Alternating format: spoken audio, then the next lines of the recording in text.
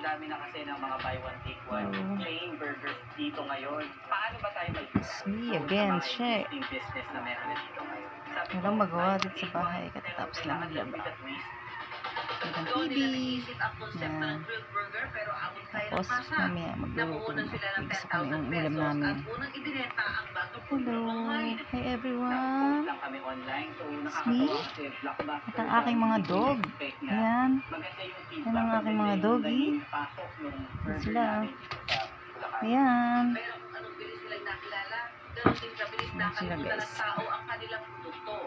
Nung medyo nag-normalize na siya, nabubuksan na po yung mga malls at saka malalaking food establishments around Sumungan.